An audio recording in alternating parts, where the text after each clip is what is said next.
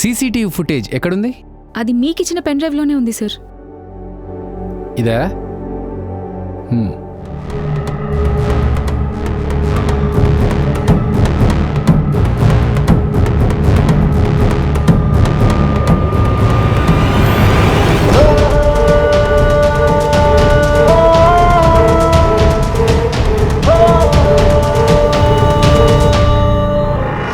దివ్య, మీరు CCTV footage check చేశారా? Check చేశాం సార్. ప్రాపర్గా చేశారా? సరే, ఒకసారి మళ్ళీ చెక్ చేయండి.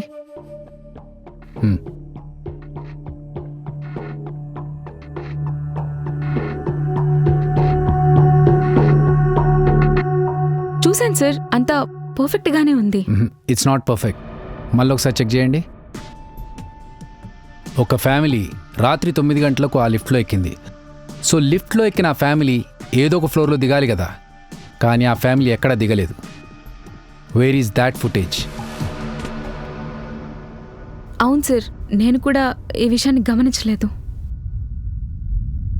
నువ్వెందుకు గమనించలేదంటే ఆ సీసీటీవీ ఫుటేజ్ని హ్యాక్ చేశారు. ఒకవేళ సంధ్య నిజంగా ఆత్మహత్య చేసుకునుంటే సీసీటీవీ ఫుటేజ్ హ్యాక్ చేయాల్సిన అవసరం ఎవరికుంటుంది? కాబట్టి ఎవరో ప్రాపర్గా హత్య చేసి దీన్ని ఆత్మహత్యగా క్రియేట్ చేశారనడానికి this is the one proof. ఇది పర్ఫెక్ట్ మర్డర్ అని మనకు అర్థమవుతుంది. సో ఆ హత్య చేసిన వాళ్ళని కలవాలి. ఇంత టాలెంట్ ఉపయోగించాడంటే తప్పకుండా కలవాలి. సంధ్య చనిపోయిన రోజు ఎక్కడికెక్కడికి వెళ్ళింది, ఎవరెవరిని కలిసింది, ఎంక్వైరీ చేశారా? చేశాం సార్. ఆ రోజు తను ఆఫీస్కి వెళ్ళింది. తను సాయంత్రం వరకు కూడా ఆఫీస్లోనే ఉంది. తర్వాత తన లవర్తో పబ్కి వెళ్ళింది. పబ్ నుంచి డైరెక్ట్గా ఇంటికే వెళ్ళింది. అంతే సార్, ఇంకెక్కడికి వెళ్ళలేదు. ఓకే. ఈ కేసులో మీరు ఎవరెవరిని ఎంక్వైరీ చేశారు? సంధ్య మదర్ ఫాదర్ని, అలాగే అపార్ట్మెంట్లో ఉన్న అందరినీ ఎంక్వైరీ చేశాం సార్. సంధ్య బాయ్ ఫ్రెండ్ని కూడా ఎంక్వైరీ చేశాం. అందరూ ఒకే మాట చెప్పారు, సంధ్యకెవరూ శత్రువులు లేరని, తనని చంపాల్సిన అవసరం ఎవరికీ లేదని. కానీ ఇప్పుడు మనకి ఇది హత్య అని క్లియర్గా తెలిసిపోయింది కదా. సో హంతకుడు ఎవరైనా సరే వాడికి అపార్ట్మెంట్ పూర్తిగా తెలిసుండాలి.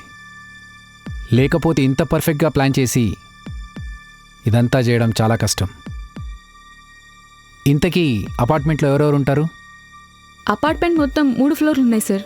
ఫస్ట్ ఫ్లోర్లో సంధ్య వాళ్ళ అమ్మా నాన్న, వాళ్ళ మేనత్త మేనమామ ఉంటారు సార్. సెకండ్ ఫ్లోర్లో ఒక కపుల్, ఒక రిటైర్ మేజర్ ఫ్యామిలీ ఉంటారు. థర్డ్ ఫ్లోర్లో ఒక software family, apartment manager family ఉంటారు సార్. వాళ్ళందరినీ ఎంక్వైరీ చేశారా? చేశాం సార్. సంధ్య వాళ్ళ అమ్మా నాన్న ఊరెళ్ళారు. అత్త మామ కూడా ఊర్లో లేరు. ఫస్ట్ ఫ్లోర్లో ఉండే ఆ కపుల్స్ జాయిన్ అయ్యి 2 months అవుతుంది. వాళ్ళిద్దరే ఉంటారు. కొత్తగా పెళ్ళైంది. ఇద్దరికీ నైట్ షిఫ్ట్. ప్రతిరోజు నైట్ 9కి వాళ్ళు ఆఫీస్కి వెళ్తారు. ఆ రోజు కూడా వాళ్ళిద్దరూ జాబ్స్కి వెళ్ళారు సార్. ఆఫీస్లో కూడా ఎంక్వైరీ చేశాము. వాళ్ళ ఆ రోజు ఆఫీస్లోనే ఉన్నారు సార్. మేజర్ ఫ్యామిలీ రోజు రాత్రి త్వరగా పడుకుంటారు. వాళ్ళు బయటికి కూడా పెద్దగా రారంట సార్. ఎవరితో కలవని కూడా కలవరంట. థర్డ్ ఫ్లోర్లో ఉండే సాఫ్ట్వేర్ ఇంజనీర్, వాళ్ళని కూడా ఎంక్వైరీ చేశాం. వాళ్ళు ఇంట్లోనే ఉన్నారంట. ఇంటి నుంచి బయటకు కూడా రాలేదంట. ఇక మేనేజర్ ఫ్యామిలీ ఆ రోజు పార్టీకి వెళ్లారు. నేను వాచ్మెన్ని కూడా ఎంక్వైరీ చేశాను. వాళ్ళు రాత్రి 12ంటికి వచ్చారంట. ఓకే. అవును, సంధ్య వాళ్ళ ఫ్యామిలీకి వాళ్ళ అత్తమామ ఫ్యామిలీకి ఏవో గొడవలున్నాయంట. ఏంటది? యాక్చువల్లీ సంధ్యని వాళ్ళ బావ రాహుల్కి పెళ్లి చేయాలనుకున్నారు. కానీ సంధ్య కార్తీక్ని లవ్ చేయడం వల్ల ఆ పెళ్లి క్యాన్సిల్ అయింది. అప్పటినుంచే వాళ్ళ మధ్య మాటలు లేవు సార్. అంతేకాదు, వాళ్ళ నాన్నకి సంధ్యని కార్తీక్కిచ్చి పెళ్లి చేయటం అస్సలు ఇష్టం లేదు సార్. తప్పని పరిస్థితుల్లో ఈ పెళ్లి కొప్పుకున్నారు సార్. సో ఈ పెళ్లి సంధ్య వాళ్ళ నాన్నకి ఇష్టం లేదు. సంధ్యకు నచ్చజెప్పడానికి ట్రై చేశాడు, కానీ తను వినలేదు. చిన్నప్పటి నుంచి తను చెప్పిన మాటల్లా వినే కూతురు సడన్గా తన మాట వినకపోయేసరికి చాలా కోపం వచ్చింది.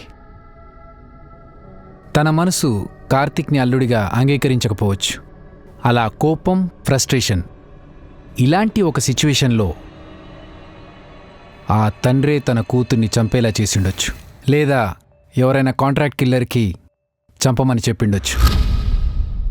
ఏంటి సార్ మీరు అనేది?